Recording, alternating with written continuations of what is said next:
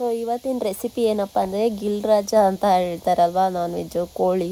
So ಗಿಲ್ರಾಜನ ನಾನು already ಬೇಯಕ್ಕಿಟ್ಟಿದ್ದೀನಿ, 1.5 kg ತೊಗೊಬಂದಿದ್ರು, ಇಟ್ಟಿದ್ದೀನಿ. ಮಾಡೋದು ಹೇಗೆ ಅಂತ ಹೇಳ್ಕೊಡ್ತೀನಿ. ಕೊತ್ತಂಬರಿ ಸ್ವಲ್ಪ, ಪುದೀನ ಸ್ವಲ್ಪ ತೊಗೊಬೇಕು. ನಿಮಗೆ ಎಷ್ಟು ಬೇಕೋ ಅಷ್ಟು ತೊಗೊಳ್ಳಿ. ಮಸಾಲ ಜಾಸ್ತಿ ಇಡೋರು ನೋಡ್ಕೊಂಡು ತೊಗೊಳ್ಳಿ. ಸೊ ನಾನು ಸ್ವಲ್ಪ ಕೊತ್ತಂಬರಿ, ಪುದೀನ, ಕಾಯಿ ಮತ್ತು 1 ಈರುಳ್ಳಿ, 1 ಟೊಮೆಟೊ, 3 ಹಸಿರು ಮೆಣಸಿನ್ಕಾಯಿ ಹಾಕ್ಕೊಂಡಿದ್ದೀನಿ. ಖಾರನ ಕ್ವಾಂಟಿಟಿ ನೋಡಿಕೊಂಡು ಹಾಕ್ಕೊಳ್ಳಿ ಸಾಕು. ಇದು ಕಡಲೆ, ಹುರ್ಗಡ್ಲೆ ಅಂತ ಹೇಳ್ತೀವಲ್ಲ, ಅದು 2 ಪೀಸ್ ಚಕ್ಕೆ ಚಿಕ್ಕ ಚಿಕ್ಕದು, ಲವಂಗ 3 ತೊಗೊಂಡಿದ್ದೀನಿ. ಇದು ಚಿಕನ್ ಮಸಾಲ, ನೀವು ಯಾವುದಾದ್ರೂ ತೊಗೋಬೋದು ಫ್ಲೇವರು. ನಾನು ಚಿಕನ್ ಮಸಾಲ ತೊಗೊಂಡಿದ್ದೀನಿ. ಇದು ಧನಿಯಾ ಪುಡಿ ಮತ್ತು ಖಾರದ ಪುಡಿ ಮತ್ತು ಅರಿಶಿಣ ಪುಡಿ, ಇದು ಅಷ್ಟೇ ನೋಡ್ಕೊಂಡು ತೊಗೊಳ್ಳಿ. ಸ್ವಲ್ಪ ಉಪ್ಪು ರುಚಿಗೆ ತಕ್ಕಷ್ಟು. ಈಗ ಒಂದು ಬಾಣಲಿಗೆ ಎಣ್ಣೆ ಹಾಕೋಣ. ನಾನು ರುಚಿ ಗೋಲ್ಡ್ ಯೂಸ್ ಮಾಡ್ತಾಯಿದ್ದೀನಿ. ನಾವು ಆಲ್ಮೋಸ್ಟ್ ರುಚಿ ಗೋಲ್ಡೇ ಯೂಸ್ ಮಾಡೋದ್ರಿಂದ ಎಲ್ಲ ಐಟಮ್ಸ್ಗೂ. ಸೊ ನಾನು ರುಚಿ ಗೋಲ್ಡ್ ಯೂಸ್ ಮಾಡಿದ್ದೀನಿ. ಇವಾಗ ಇದಕ್ಕೆ ಚಕ್ಕೆನೂ ಮತ್ತು ಲವಂಗನ ಸ್ವಲ್ಪ ಹಾಕ್ಕೊಳ್ಳೋಣ. ಇಮಿಡಿಯೇಟ್ ಹಾಕ್ಕೊಬೇಕು ಅಂತೇನಿಲ್ಲ, ಸ್ವಲ್ಪ ಆಯಿಲ್ ಬಿಸಿಯಾಗಿದ್ದ ತಕ್ಷಣ ಹಾಕ್ಕೊಳ್ಳಿ.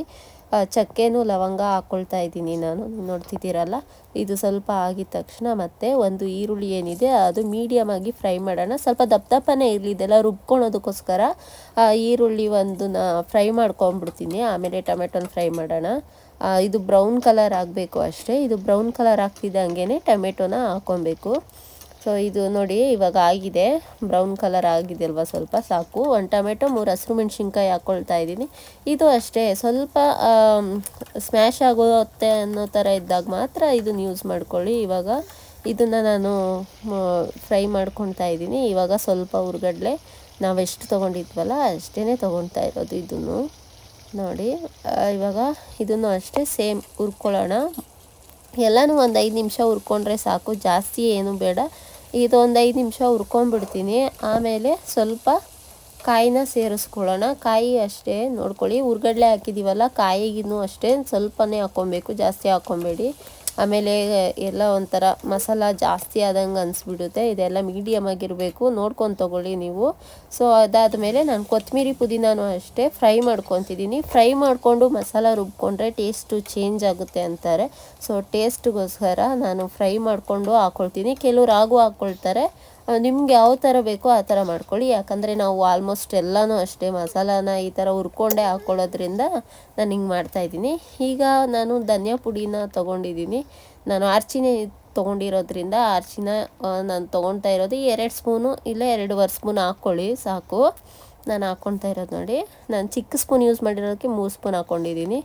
ಇದು ಆರ್ಚಿ ಚಿಕನ್ ಮಸಾಲ, ಇದು 10 ರೂಪಾಯಿ ಪ್ಯಾಕೆಟು. ನಾನು ಫುಲ್ ಹಾಕ್ಕೊಂಡಿದ್ದೀನಿ, 10 ರೂಪಾಯಿ ಪ್ಯಾಕೆಟು.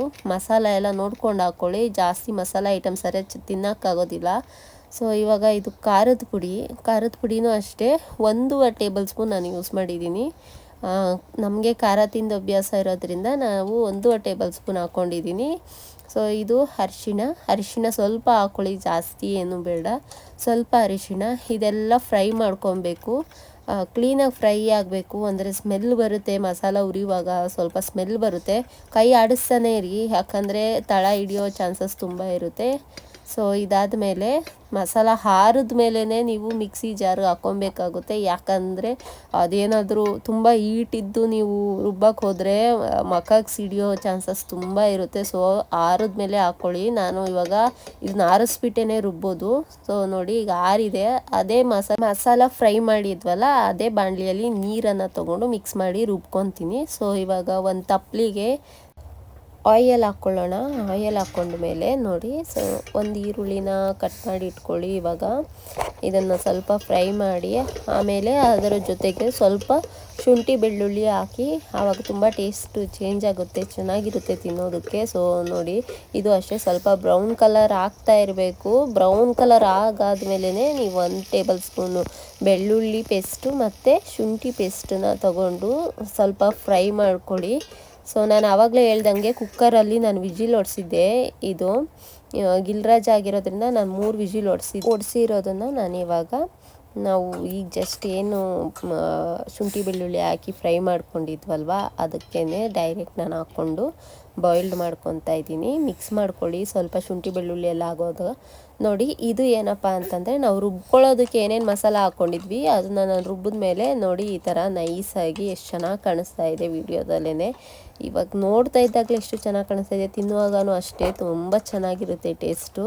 ಸೊ ಇದನ್ನು ಅಷ್ಟೇ ನೋಡಿಕೊಂಡು ಮಿಕ್ಸ್ ಮಾಡ್ಕೊಂಬಿಡಿ. ಮಸಾಲ ಹಾಕಿದ ತಕ್ಷಣ ಮಿಕ್ಸ್ ಮಾಡ್ಕೊತಾ ಇದ್ದರೆ ಚೆನ್ನಾಗಿರುತ್ತೆ. ಮತ್ತು ಇದು ಸ್ವಲ್ಪ ಉಪ್ಪು, ರುಚಿಗೆ ತಕ್ಕಷ್ಟು ಉಪ್ಪನ್ನು ನೀವು ಹಾಕ್ಕೊಳ್ಳಿ. ನಿಮ್ಮ ರುಚಿಗೆ ನೋಡಿಕೊಂಡು ಉಪ್ಪನ್ನ ಹಾಕ್ಕೊತಾ ಇರಿ.